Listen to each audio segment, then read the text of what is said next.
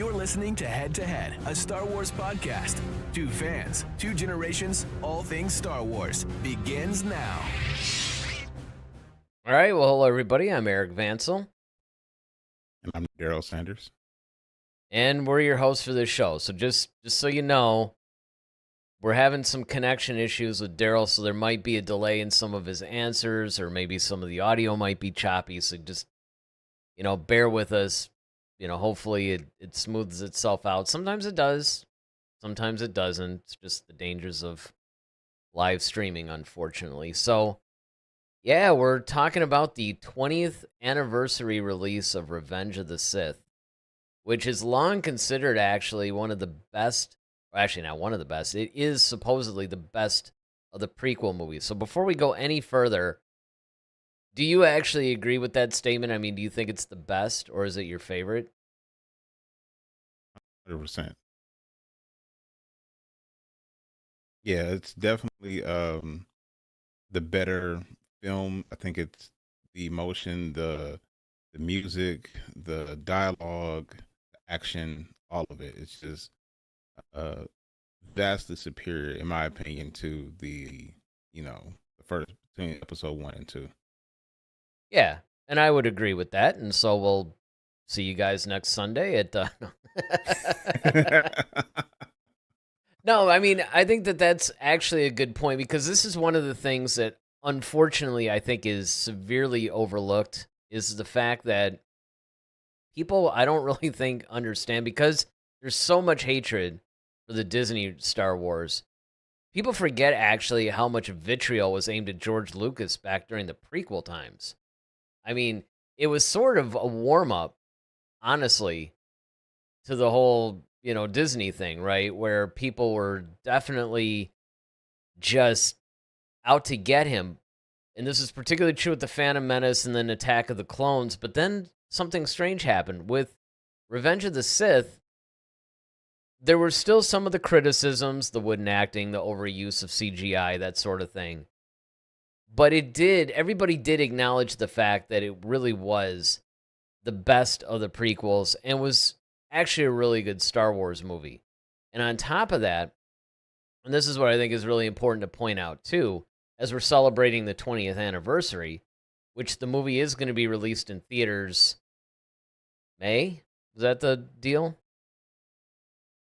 I think I've heard April, if I'm not mistaken. It could be April. I mean, I remember it being released, and then it just, like, they were saying, oh yeah, we're going to release it, and then it just went. Don't look it up, though, unless you're doing it on your phone.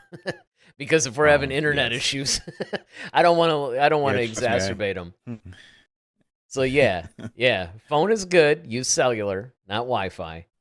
But the thing is, I think what a lot of people forget is the fact that this really was telling the story that we really wanted to hear. This is the friendship of Obi-Wan and Anakin, and how it turned sour, and how it was really a microcosm of what was happening in the galaxy at large, where you basically had the fall of the Republic and, the rise of the Empire and everything else. And just the way that it was done, you pointed out a little earlier about the music, the dialogue, the character development. I mean, things seemed to be a lot better. Sure, there were I think people were somewhat critical of General Grievous, even though they thought he was a cool character, but we got to see a lot more interaction with Palpatine. We got to see, of course, him really laying it on thick as far as trying to get Anakin to turn to the dark side. You, of course, had some really cool duels.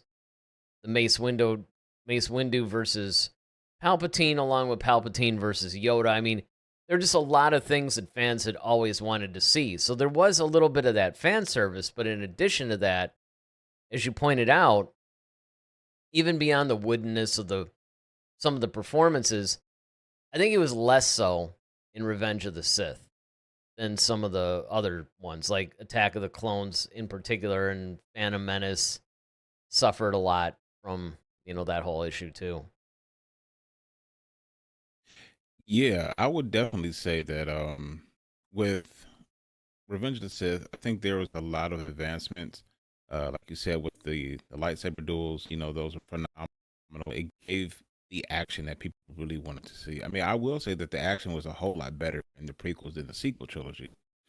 But Yeah. also like the music, like, the memorable music of um uh Duel of the Fates. That's just one of those iconic things that that really stands out in that film, is that in that whole confrontation between a Maul. It started in with Maul in episode one, but it really kind of came to a head like in episode three when they kept using it again. So I think that was one of the highlights of the prequel trilogy. But it even had more gravitas in episode three when you saw it between Anakin and Obi-Wan.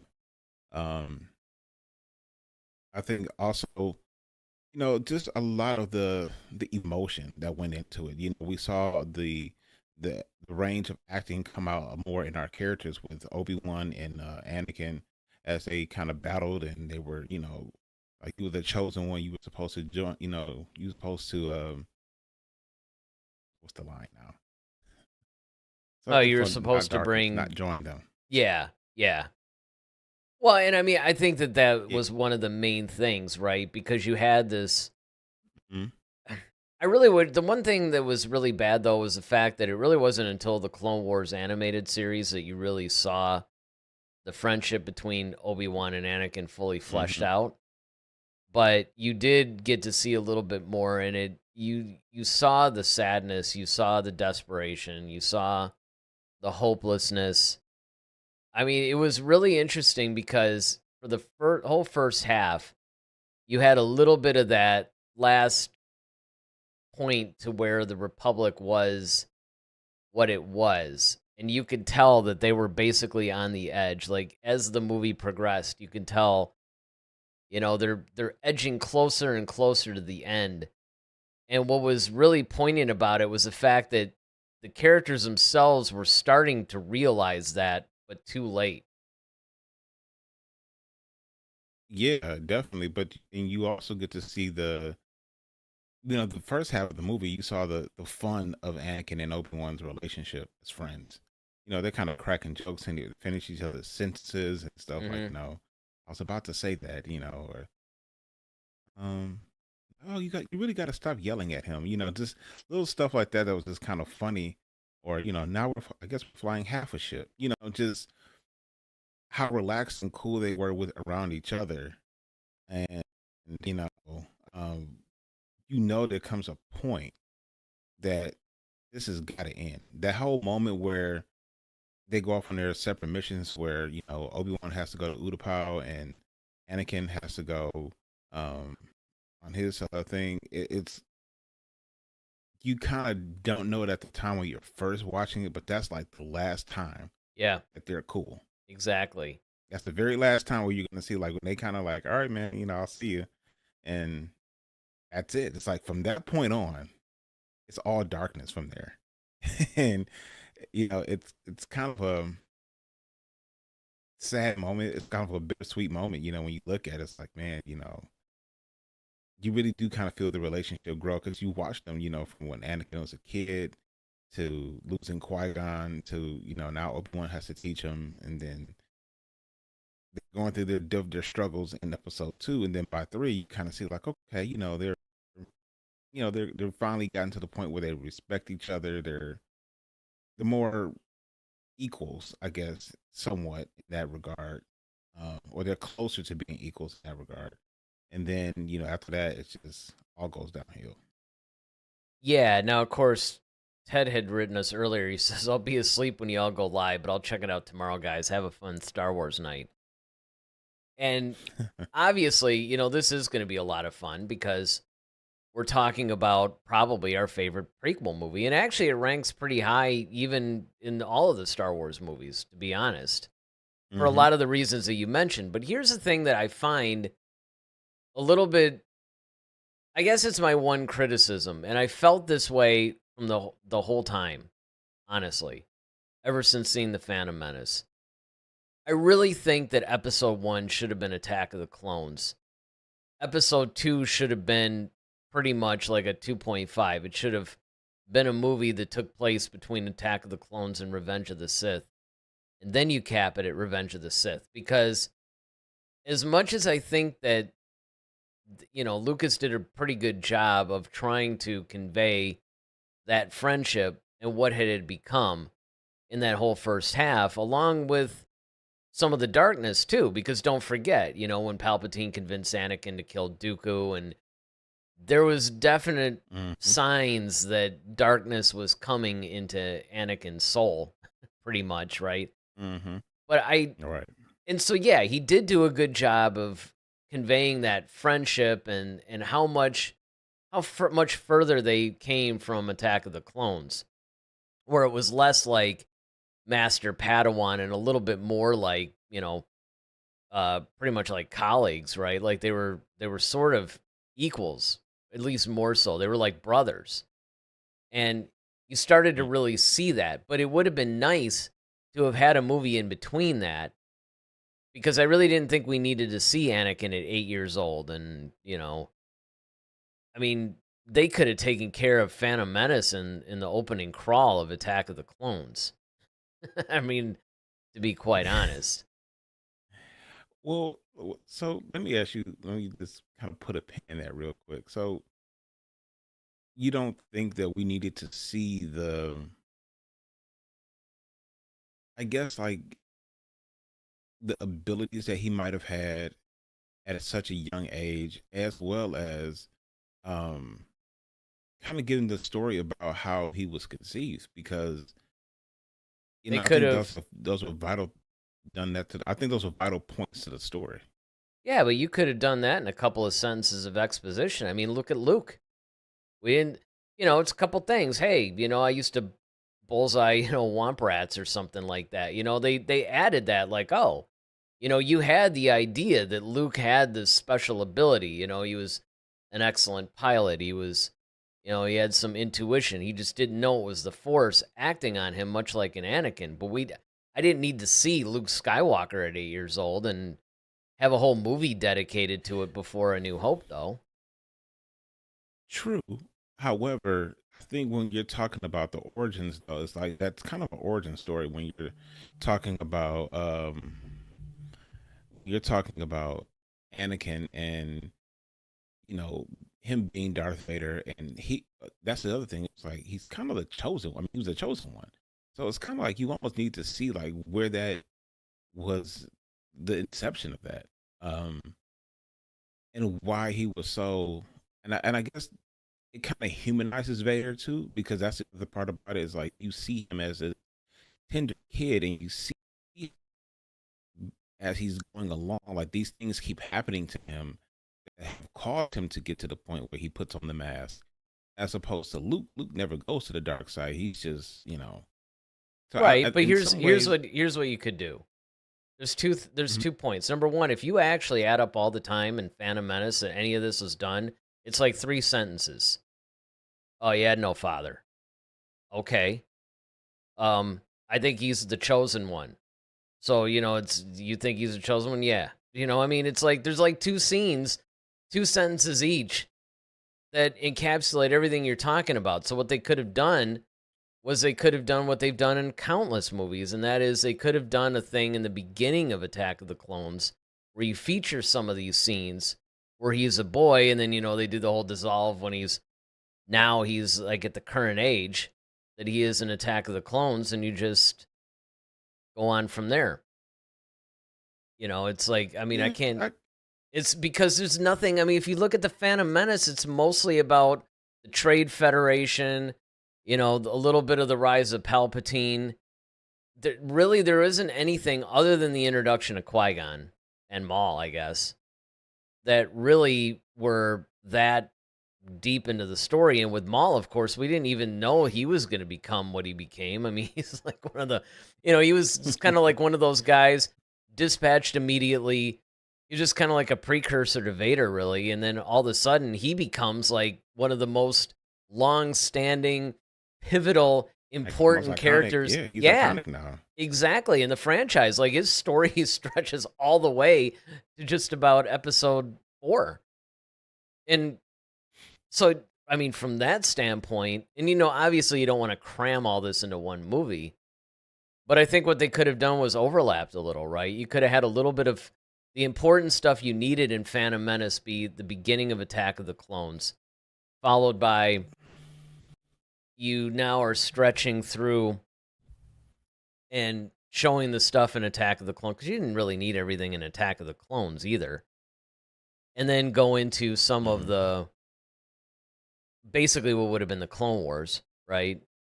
It's the Clone Wars, and you're pretty much showing the friendship between Anakin and Obi-Wan. And then, of course, obviously, then you have Revenge of the Sith. Because the problem is that they spent the whole movie with him at that age. I don't really think we needed an entire movie of like 9-year-old Anakin. You know, sure, the pod race was exciting, but wasn't necessary, really. There's like a lot of other things that they could have done that were more necessary, like spend more time with the Anakin Obi-Wan relationship, which really had more to do with him turning to the dark side because he started feeling abandoned by Obi-Wan and misunderstood and you know, one-upped and all this stuff, and that's why Palpatine was so easily able to get his hands on him. Yeah, I mean, I could see that. I mean, I could see your point on how you could make episode 2 kind of give like a quick little backstory on Anakin, and then you move him to present, you know, more like an older age, I guess, if you want to call it that. Yeah, I wish I can remember. Like, they use that technique in like a million different movies, and I can't think of a single one offhand. That's just so typical, you know? Where it's like they'll show like, yeah, I mean, kind of, yeah.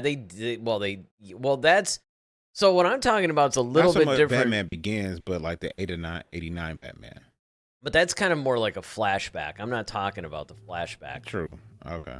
What I'm talking about is more, it almost acts more as a prologue, where you see, you know, the kid, and then it, you know, the closest example I can think of just off the top of my head is how they did Indiana Jones and the Last Crusade, where for about the first 20 minutes, you saw River Phoenix as a young Indiana Jones, because what they were trying to do was establish his relationship with his dad, and you know, how he wanted to go off on adventures and all that. And it was like, it ended on, I forgot what the scene was it ended on, but then it dissolved from River Phoenix to Harrison Ford. It's like, oh, now we're going to modern day Indy. So they could have, that's really more how I was thinking of them handling it, is that they could have done, you know, a good 20 minutes, half hour of 9-year-old Anakin. And then, you know, it does like kind of a dissolve thing or whatever. And now we see Anakin in that quote unquote modern day, where, you know, because you could have even used the line, you know, begun the Clone Wars has or whatever. And now it cuts to them in the middle of a battle, and he's, you know, at the age that he's at. So, I mean, they could have handled it that way. Yeah, I get it. So Ronaldo, well, one of the things I did. Go ahead. Well, I just, you know, I gotta acknowledge Ronaldo. He's like I think he's, other than that guy Deepy Dishy from Twitch. Remember him? Oh yeah. Yeah, I think he predated Ronaldo, but not by much. So Ronaldo's like, "What's up, my Ewok gang?" You know, I mean, that's the cool thing about, you know, got to get our original guys in there. I mean, speaking of like anniversaries, it's probably like the 5 or 6 year anniversary of Ronaldo joining us. So, what do you think about? So, okay, let's just take the threes then, right? So we have Episode 3, we have Revenge of the Sith, we have Return of the Jedi, and then we have The Rise of Skywalker. Now, out of the films that bookend each trilogy, what do you think are the stark differences between the three of them? Well, with The Rise of Skywalker, I mean, you know, obviously I don't really want to start going on the whole like Disney bashing thing. I mean, we know that Rise of Skywalker was just like, it had a lot of problems or whatever. But you do have to also think of the fact that The Rise of Skywalker had the distinction of actually bookending the whole saga too. So that makes it a little bit different. Um, and each one is really sort of like the period on the end of the story of a particular character. It's like Revenge of the Sith is kind of the period on Anakin's story, right? Now you begin Luke's story, Mm-hmm. which also coincides with the redemption of Anakin.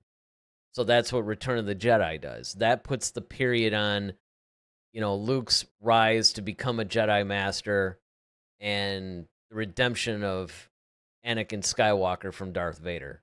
And then, of course, the rise of Skywalker, that sort of puts a period on Palpatine's whole arc, where you had the rise of a new generation of Jedi through Rey, and now you basically have bookended Palpatine's story in that sense. So, I mean, I think that that's where you can maybe make some of the distinctions. I would say that I think with the out of the three films, um, I think some of the things that really stand out were uh, there was greater character development in Revenge of the Sith and Return of the Jedi. Oh, I yeah. think we got more That's depth because they're in better character. I movies. think we got well, yeah, and that's what I meant. Like when we're looking at the films, I think you just there was more time to feel the emotion.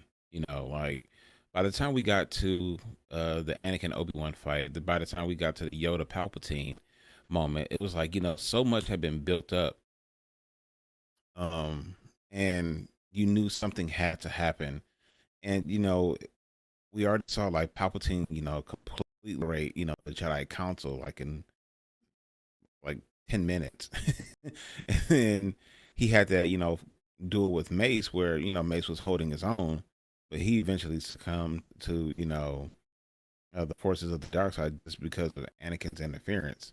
Hmm. Um, so now you have this whole battle. Like now Yoda realizes, okay, I have to be like, I got to be the guy because if Obi-Wan was like, yeah, I'll go face him. He's like, dude, Mace couldn't even beat him. Well, That's not kind of only what he that, wanted but it to was say, but like, I mean, Dooku kept like knocking him down, within like 30 seconds of the fight. exactly that too. And so you kind of have to like, look, dude, you know, no, I gotta go. And that was just like a moment too where you just kind of like when you made that statement, you gotta go deal with your Padawan. I gotta go deal with this Sith Lord. And at that time you just kind of like, what? Like Yoda's actually like, it's almost like Daniel LaRusso's want to fight. It's that Yeah, moment right. where Yeah. Yoda's actually about to get in the ring and again, because we already started with Dooku, but now he's going to get in with Palpatine. It's like, Well, it means something and I thought different that was too. really With Dooku, it was his former Padawan, similar to an true. Obi-Wan Anakin situation. Now it's like the two heads, and another thing that can't be understated, and I think this is a reason why Obi-Wan was like basically in a hurry to go off and face him. And I think a lot of it, quite frankly, had to do with the fact that you didn't really think that Palpatine would be this all-powerful Sith Lord. I mean, I think that Obi-Wan was thinking, it's Palpatine, right? I mean, like, how strong could he Hmm. possibly be? Now, you would think their first clue would be the fact that he clouded the entire light side. And, Hmm. like you said, but I mean, I don't know if Obi-Wan really understood that he had already dispatched Mace and, the rest of the council, basically. Um, So I really think that he was underestimating. He was probably thinking it was another Maul situation. Although you think Dooku though would Yeah, be, that. Well, that part, and especially, you have to think about it. Like you said, whenever you're around, Palpatine, you don't feel the Force. yeah, Like you can't feel the Force around him. So that's the first clue. That's odd. And secondly, you know, Obi Wan just really didn't want to face Anakin. It was too close to home. right. You know, that's like if someone sent me to go kill you. It's like yeah, I can't. Like, you only kill somebody else, fine. Eric, yeah, no, I can't. Like, it's too close to home. Hopefully that gives you some comfort. Yeah, um, yeah, that's good. I can scratch one person off the list of off the list, right? people who Exactly. would Like, kill yeah, it me. would be That's Daryl. good. Yeah. But no, I think that was just his biggest fear is like, because as you have to be prepared to do the unthinkable, and that's something that he just wasn't prepared to do. Um, Well, I also don't think he really so understood how far gone Anakin was either. well, I mean, once he saw, I think he did because once that's when he saw the recording, he just put his hand over his mouth like, I Well, can't yeah. believe Oh, this. Like, yeah. Okay, the killing him was. he's I killing forgot about that kids, man. I mean, scene. Yeah, that's kind of a over the top moment, I guess. That's true. Well, you know what though, you could chalk that up to a moment, right? Like maybe that's not.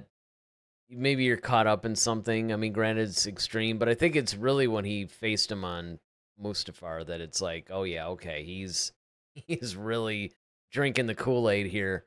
So well, yeah, after he saw what he did to Padme, he was just like, "Let her go, Anakin." It's like, okay, man, like he's because Obi-Wan already knew how much he loved Padme, mhm. and the fact that he was like, okay, he's choking her out, like, okay, dude, like you've lost it all at this point. Um, but I think that was just really pivotal, just like when round two versus Luke, when Luke is like, okay, Luke is obviously more powerful. And now we have to see what that's like against Vader. We already saw what Vader can do. Now we have to see, like, okay, this new form Luke, how does that match up? Is he close? How close is he? Is he better? Like, there's a whole lot that went into that. And once again, the emotion of that moment, just how Vader was taunting him, you know, talking about his sister. It's like, well, maybe you won't do it. She will. He's just like, yeah, I can't. He's already built this incredible bond with Leia. He couldn't risk that, and that just triggered him. And that whole fight, and to even see Vader like kind of pleading for his life at one moment, like after he lopped off his hand, Vader's like laying on the ground with his like little nub and the other hand. He's like, "Hey, all right, I give up, dude. Like, chill out." And that was just a moment when you see Luke when he was flirting with the dark side, like he realized that he had gone too far. And when Palpatine's in the back, cackling and clapping his hands and all excited because he's like, "Yep, this is exactly what I wanted." And Luke has to make that decision. Okay, am I going to go deeper or am I going to bail out now? And for him to bail out and just be basically, almost incinerated by Palpatine's lightning and watching Vader go back and I mean, like just that moment. It's just like I said, gravity of the depth of the moment, the character. You really saw even though Vader is faceless, you can see the turmoil that it was causing, and then just like being super close on him. He's looking back and forth. You see the reflection in his little lenses. I mean, it's just all of that. I think that indicated so much, and then you get to a Rise of Skywalker moment where you don't feel any of that because everything is going at such a breakneck, pace. Right. And then when you do have these moments where it's like, all right, it should slow down and you should have a chance to feel those moments. You can't because the moment I think we should have felt more honestly was Ray healed Kylo. Well, not even that, And just like their duel. Because I was going to say, one of the mhm, things that occurred to me was the fact that one of the biggest things that was different from 3 and 6 versus 9, so Revenge of the Sith and Return of the Jedi, what separated those two from Rise of Skywalker is that those two actually had an emotional um, connection. There was an emotional yeah. connection to the battle. The closest that you had, and this Mhm, it's kind of like you said, what should have been the focus was more so the battle between Rey and Kylo, because they were that dyad in the Force or whatever, and Mm-hmm. obviously there's a whole redemption arc and all that stuff. It really could have mirrored in a lot of ways Episode 6, but they chose then to switch gears and make it about. And I see what they were trying to do. They were trying to, okay, that was the Return of the Jedi type of moment or whatever. Now it would have been better maybe if the two of them had gone to face them together, and it didn't wind up that way because they kind of went separately. But I could see where that would make a big difference in the emotional tone. And then, of course, that's where your point comes in, that if they had just slowed it down, they could have done it that way. But I think that the biggest Mm-hmm. mistake, of course, as we know, is that JJ basically inherited that movie. It wasn't supposed to be his movie. And now it's like, okay, we Right. got to, now we have what Ryan Johnson did, because, of course, they didn't plan this out. So it's like, okay, we got to cram, like, we have to tie up all these loose ends, not just from The Last Jedi, but from the entire saga. So I think that, you know, it's a little crazy. Okay. So Ronaldo's got some chats in here. He says, my favorite scene from this movie is the one where Anakin and Padme are looking at each other from the distance.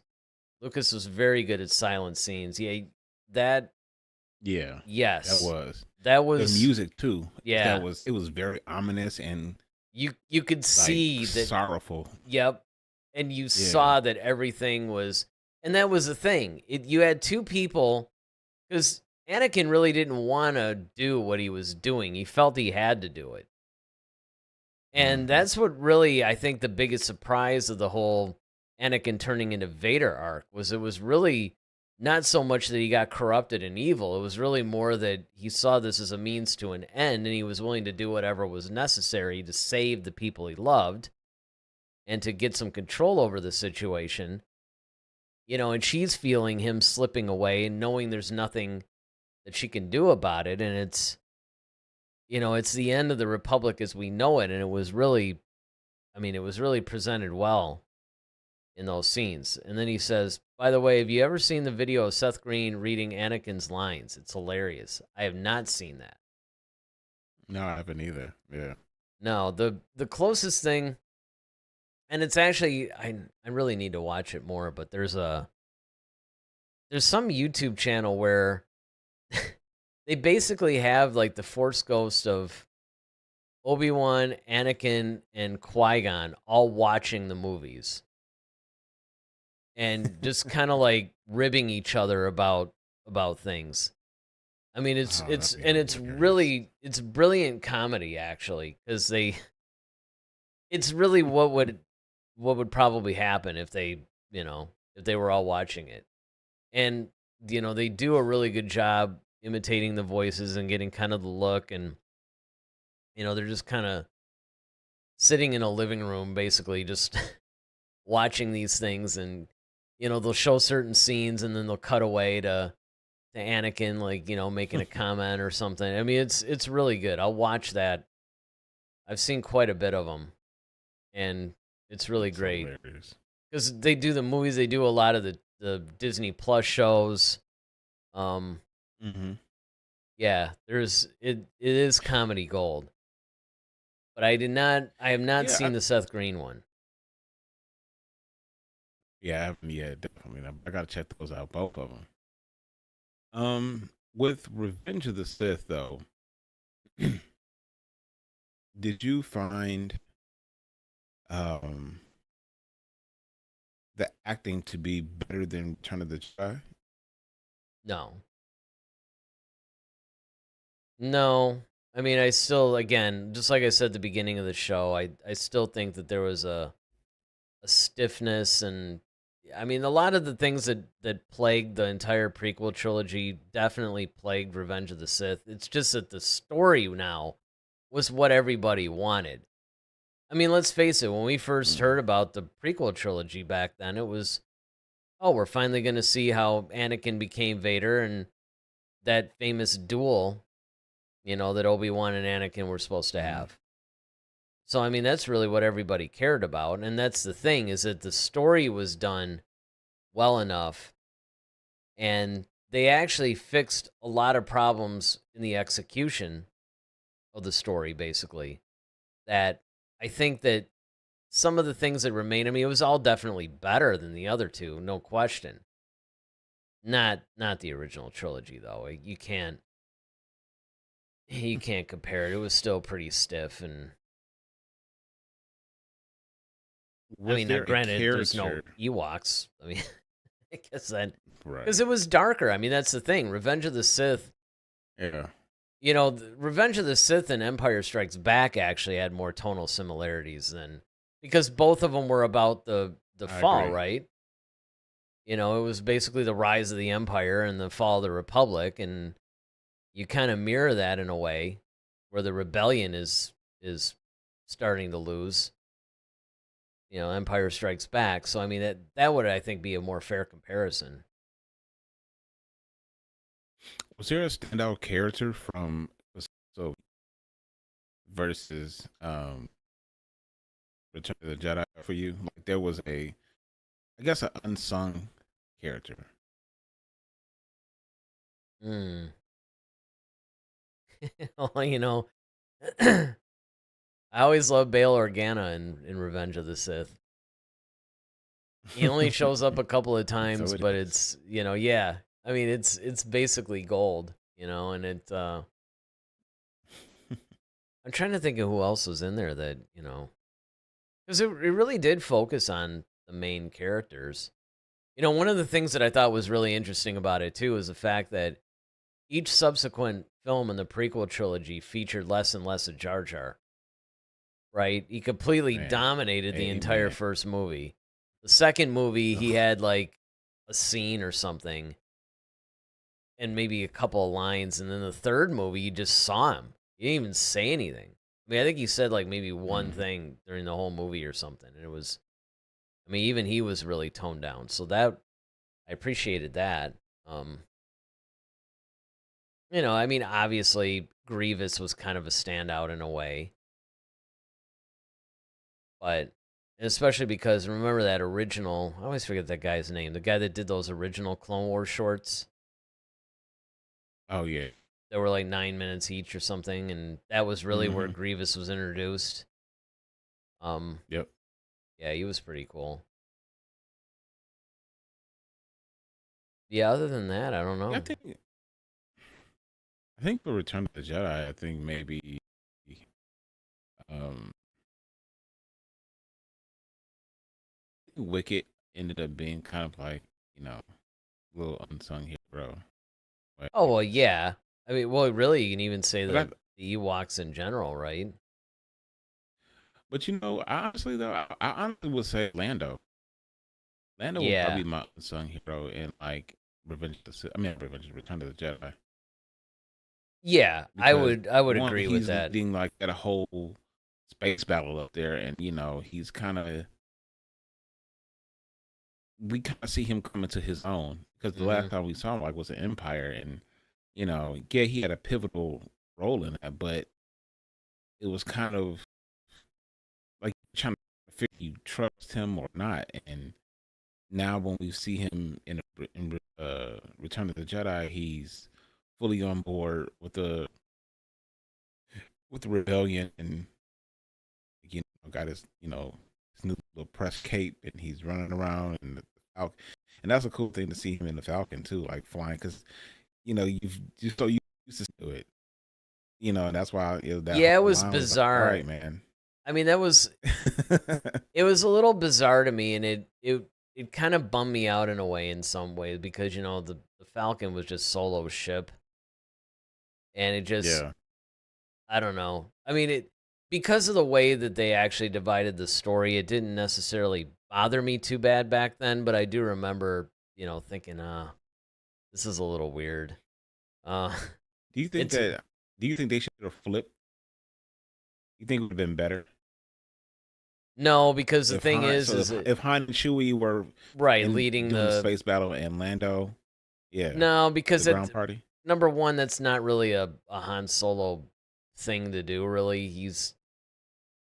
And I mean, I guess you can make the same argument with Lando, really, because they're similar characters. But the thing that I liked about that was kind of like what you said. It was almost Lando's redemption arc.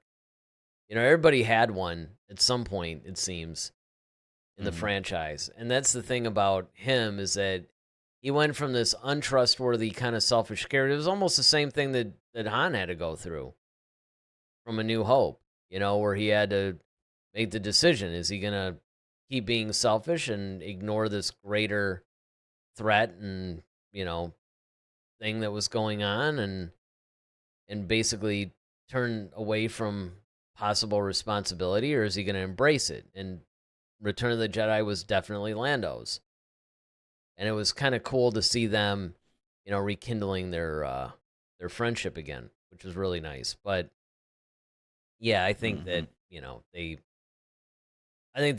right decision was made, because the other thing too was that you actually got to see a real adventure, much like in A New Hope, where you actually had Han, Luke, Leia, R2, 3PO, you know, the whole gang.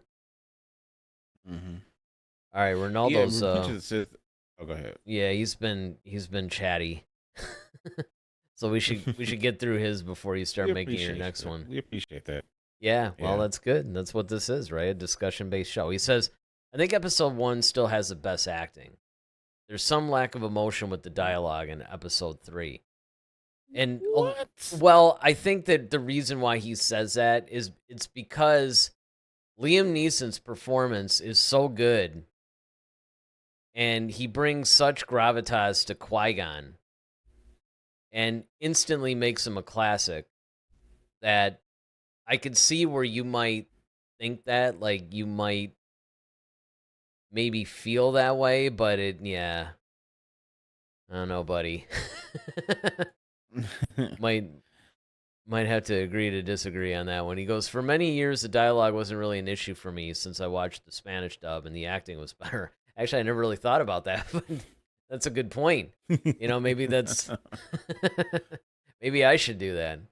Oh yeah, Gendy Tartakovsky. That's yes. Thank you. Yes, and of course he corrects that. Now here's the question, and this is another good one. Do you think Padme losing the will to live was meant to be taken literally? So before you answer, Ronaldo says, I have the theory that it wasn't the will to live, but the will, which is what George wanted to use later at some point. Wow, that's going deep, man. I don't think that was on his mind.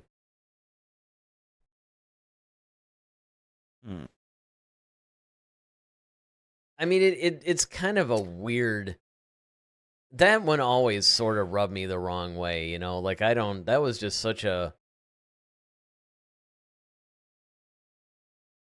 It would have been better if she had just succumbed to the force choke injuries, because that would have like really hammered things home. Like he's doing all this to try to save her, and he inadvertently kills her. Yeah, I think the whole thing because it kind of has like a weird thing, and I agree with you. Because on one hand, you have, like, I could understand if maybe if the babies died or something like that, or one of the children's died, like if Leia died or something, then I can kind of see that, because it's like, well, I don't have anything to live for. Anakin, the love's gone dark, and my kid died. I can't deal with the heartbreak. But like, you got these two bouncing babies that's, who eventually grow up to do amazing, great things. And it's like, you could have been there to see that and been a part of that. And, you know, but I think it was the will of the force I think it was more so, and to Ronaldo's point, I think it was the will of the force for her to die, because in order for that to happen, like, if she doesn't die, certain things may not happen. Right.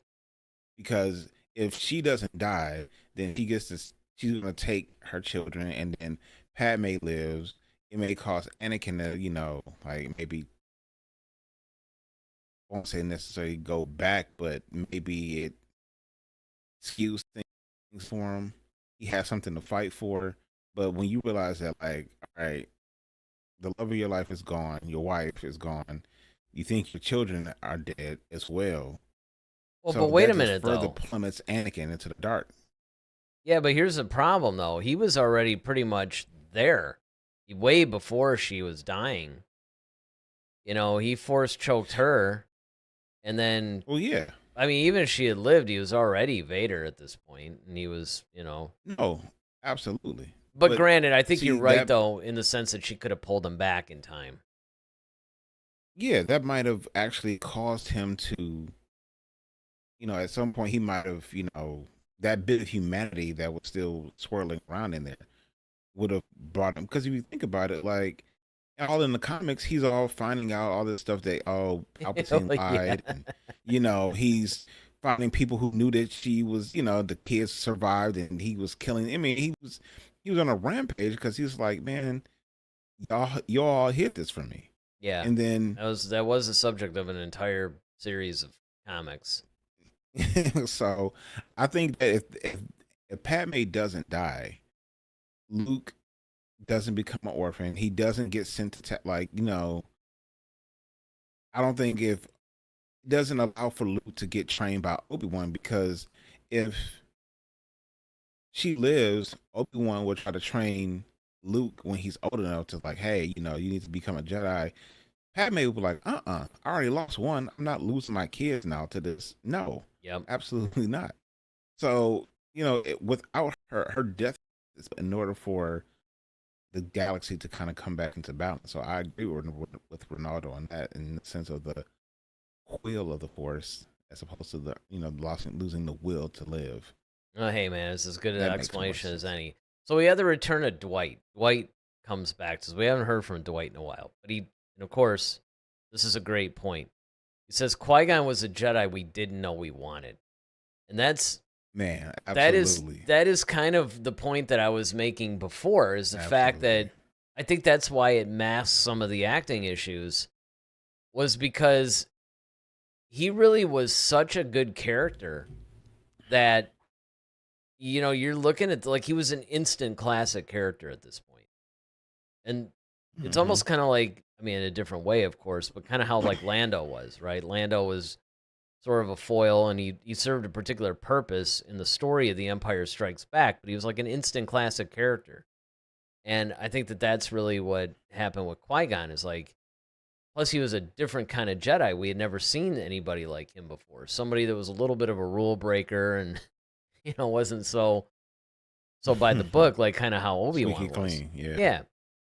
And I think that that was really somebody that, when you reflect on how many different, now granted, there are some people in the expanded universe that were Qui-Gon-ish that you could say, I mean, I can't really say that Lucas was directly influenced. Who knows? But it is a little strange, though, that Qui-Gon was the first of what we like to call the Gray Jedi. And you did have a lot of that in the books, right? I mean, even predating Qui-Gon. But again, not by much, because the expanded universe was only 8 years old at the time of The Phantom Menace. And really, at the time of writing The Phantom Menace, it was probably only 3 or 4 years old. So there is that. But yes, I agree. He could be the unsung hero of, I mean, if we're talking, I know we're talking about like the last movie of each of the trilogies, but, he's certainly the unsung hero of one. I think he's the unsung hero of the whole trilogy, honestly, like the Yeah, the whole prequel prequels. trilogy. Yeah. Yeah, I think he's definitely one of the major players in that. Yeah, absolutely. Only thing I wish from Qui-Gon, I wish they would have shown. I wish they made him better in dueling, because he was always heralded as one of the best swordsmen. I know. So I I still know. don't mind him dying. I wanted him to put up more of the fight that Obi-Wan had. You know. Well, at least yeah, I don't know. He was sort of caught off guard, I guess. That kick, and then, Well, well, no, it was. So they first squared off in the desert briefly and caught off guard. Then it's like, okay, I totally get that because he wasn't even expecting that. I mean, Maul comes right on a speeder bike and flips off the thing and just goes Yeah. right at him. No, I'm talking about the But I last mean, scene. It was kind of like yeah, but by the gets hit in well, the I'm just head, saying, I think face he or would have put something. up a better of a. Yeah, he got hit in the face with the hilt, and Mm-hmm. um, just to kind of distract him. But Yep. I guess what I'm saying is his abilities with the lightsaber. I wish he was. It seemed like he wasn't as sharp. Right. Just you know. So I wish he would have been better. Yeah, I mean, granted, especially now, this is more so in the novelization where they were really hammering home. You know, he was like one of the best swordsmen in the Jedi Order and all this stuff. And I'm Exactly. kind of like, I don't know, And man. you're the Padawan of Dooku. Yeah. That's what I'm Yeah. saying. Like and you saw how good Dooku was. You know, Right. he's beating Grievous, who's got like 6 lightsabers. Well, and So plus it's Grievous just like, all didn't. right, I mean, the other thing too is a Grievous. He had the fighting styles down, but he didn't have skilled, that force but ability to amplify it or whatever. But right. yeah, I mean, right, But he was still Obi-Wan, wiping out Jedi left and right, sure, and I mean even Obi-Wan and displayed more masters, mind skill. you. Yeah, that's true. Yeah. All right, so Dwight says, do you think your headcanon was better or on par to what you saw from Anakin's turn? Ah, that's a good question. I'm trying to think back, like at the time the thing was released, what I was thinking should happen. Well, I mean, so I'm assuming turn to the dark side because we are talking Yeah. about Revenge of the Sith. Because you could say the same thing about his redemption too. Your headcanon versus, although I don't know if we really saw that coming back then. It was something that we kind of wanted to see, Yeah. but was like, oh no way, Vader's becoming a good guy. It was really weird. But as far as his turn,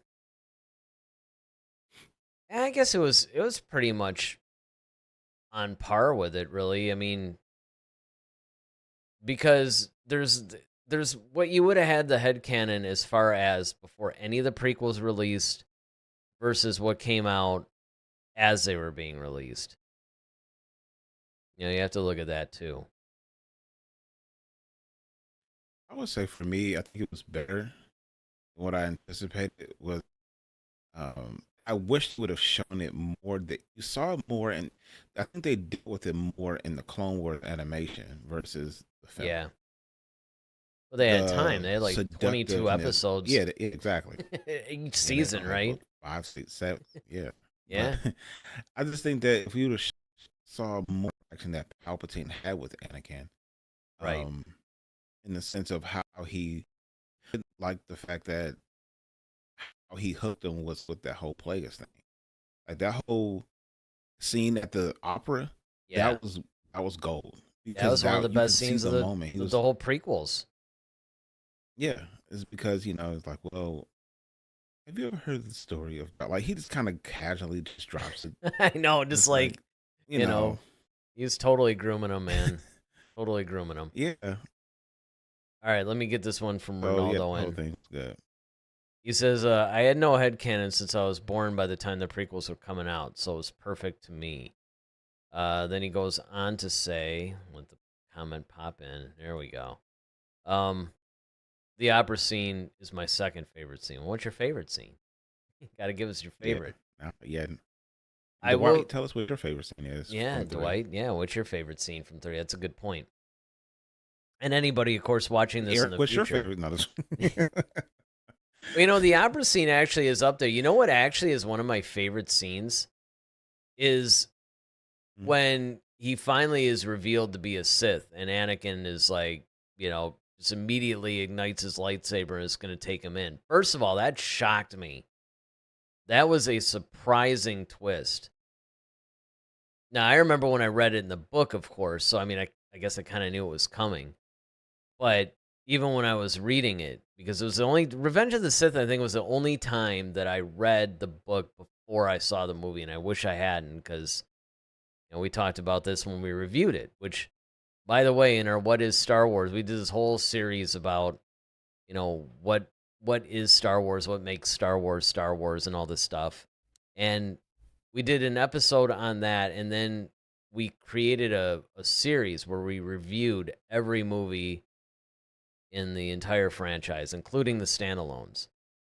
And I remember when we were reviewing Revenge of the Sith, we said that, where, because, they had the whole extended rescue scene in the beginning. The book was just amazing.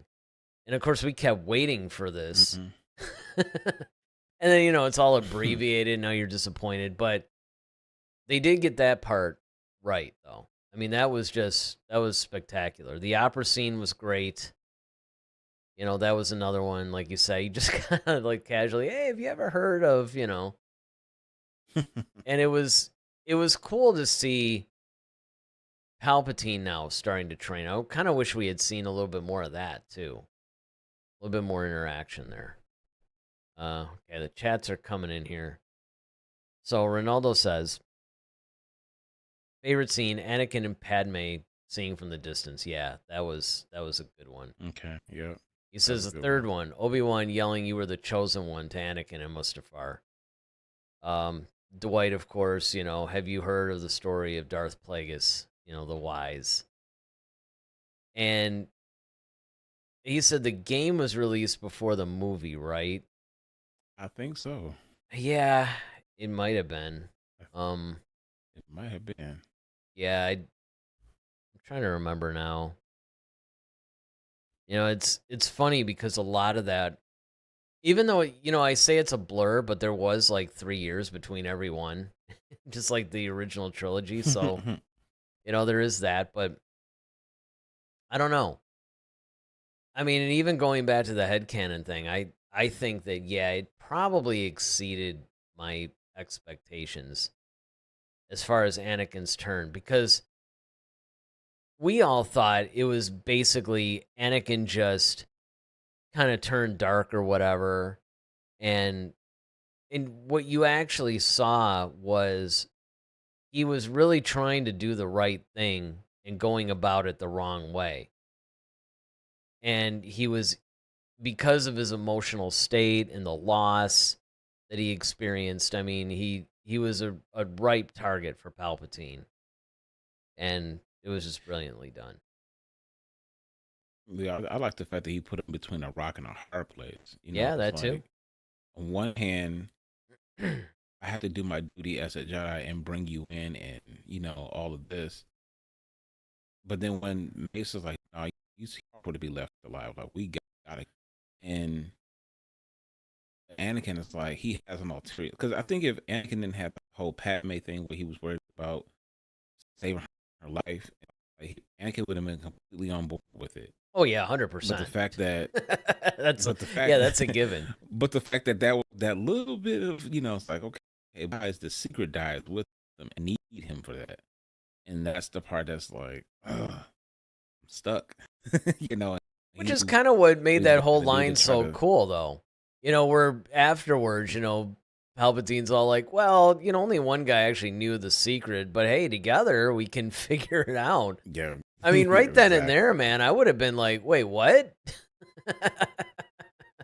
You mean I just killed him? And then it's like, yeah. Well, no, I kind of have to side with you because. How are you going to go back to the Jedi like, hey, guys, sorry, I kind of helped. I cut off Mace's hands and threw him out a window. I hope we're good. Oh, and I killed all the younglings, too, by the way. This is like, on one hand, like, if he joined, he can't go back to the Jedi because Order 6 is coming. Yeah, pretty much.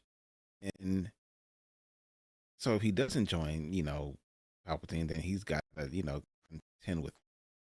But then he can't go back to the Jedi because then they'll be looking at him like you're a traitor. Yeah, he's got to pick the only side that he can, and that's the dark. Right, which is what was so funny. Yeah, heart sucked.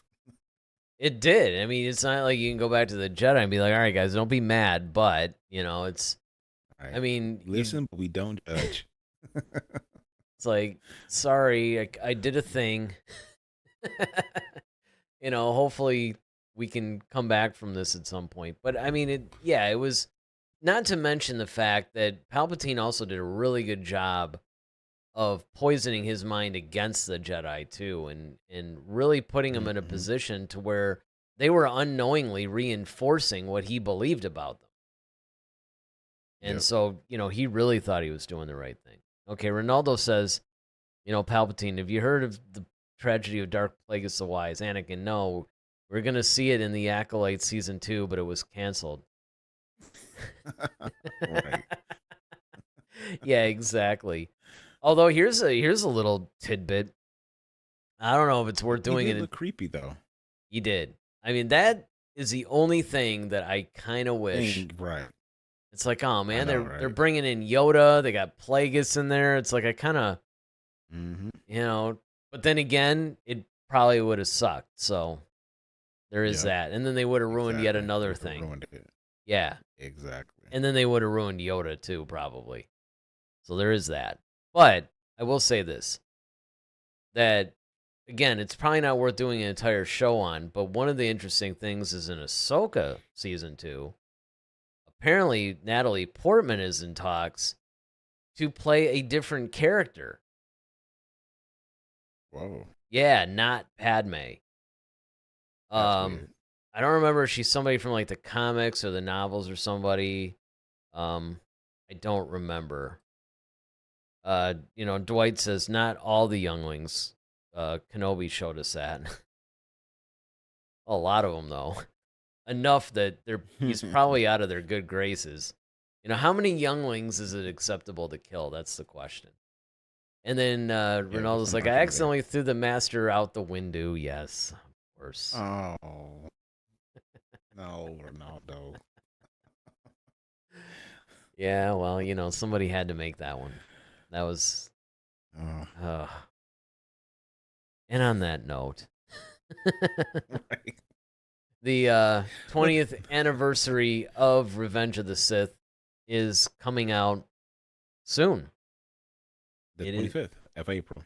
April Is it? 25th. Okay, April 25th. Yep.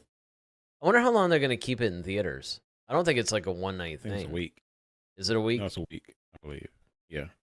Oh, it gives us something to look forward to. I mean, that's around the time Andor Yeah. comes out. Andor's like, what, the 22nd? Yep. Yeah. So it's gonna be a pretty killer week for Star Wars, actually. We get Andor, we get Revenge of the Sith back in theaters. That's gonna be a fun week. I really want to try to Absolutely. catch it too. I really want to see Oh yeah. Revenge of the Sith in Yeah, just theaters to see again. it back in the theaters. Yeah, man, that's I just remember because I remember when you and I went to go see. We were looking at each other like, man, this is the last Star Wars movie. I know. I Before- remember 'cause we how didn't know they were gonna do like a whole sequel. well, I mean, not only that, but I remember when he put the first episode or whatever, the Clone Wars, like he kind of made it a theatrical experience where he put the first couple episodes together. It was like an hour and a half or something. And of course, Samuel L. Jackson and Christopher Lee actually did the voices in that. I mean, obviously, they were replaced in the subsequent series, but for that, they actually did the voices of, Windu and Dooku. But I remember even going to that, going, man, we thought Revenge of the Sith was going to be it. And, now look at us. We're so desperate that we're excited to go to the theater to see a cartoon. We just want anything Star Wars, right? I mean, it's amazing that, Exactly. and then if only we knew what we were getting. Well, actually, that's true in a lot of. You could take that one of a few ways, actually. And then, of course, Ronaldo says, Andor and Revenge of the Sith. Yes, yeah, that's gonna be fantastic. All right, well, this is a fun one. Maybe a subdued and somewhat of a subdued show. But it was a good conversation, actually, and I'm glad to see that your internet, while choppy at points, it did hold out, and we were able to do this, and we didn't have to reschedule because that was the thing I was afraid of. So, appreciate everybody the watching. Han Solo moment. Yeah, exactly. Yeah, We right. hold together. Well, I still have half an internet, if we're gonna keep Right. it to Revenge of the Sith lines. But yeah, hit the like button, hit the subscribe button, because you guys all know how that helps us. I don't have to tell you. Every YouTuber on the planet is telling you guys to hit the like and subscribe button. But we save it to the end. You know, we're not one of those guys that, like, 30 seconds into the thing, we're asking you to like and subscribe. It's like, no. I mean, we don't want you to do it if you know, I mean, try to avoid the dislike button if you can. That would be nice. But, you know, definitely like and subscribe. And, of course, you know, hit the notification bell, because lately our schedule has been somewhat erratic. You know, our regulars know that. Now, granted, there's only a handful of people that actually watch us live every week. Most people, surprisingly, watch afterwards. But however you watch, we appreciate. And we hope that you continue to watch, because there's a lot to talk about in Star Wars. And Andor's coming up. We're going to be reviewing that, of course. The re-release of Revenge of the Sith. We'll probably talk about, if we see it, we'll talk about that a little bit. You know, it would almost be like a little addenda to this thing. So, I don't know. Anything else you want to say? Any other news or anything that comes to mind? No, man. Just excited for Andor coming up April 22nd, and we'll definitely be ready to talk more Star Wars next week. All right. So, yeah. Look for us next week. We'll talk some more Star Wars. Thanks for joining us, everybody. I'm Eric Vansel. I'm Daryl Sanders. May the Force be with you. Always. Head to Head, a Star Wars podcast. Be sure to follow us on Twitter @HeadToHeadSW. Submit your questions for our next show. Visit our official website at headtoheadswpodcast.com. Until next time, may the Force be with you, always.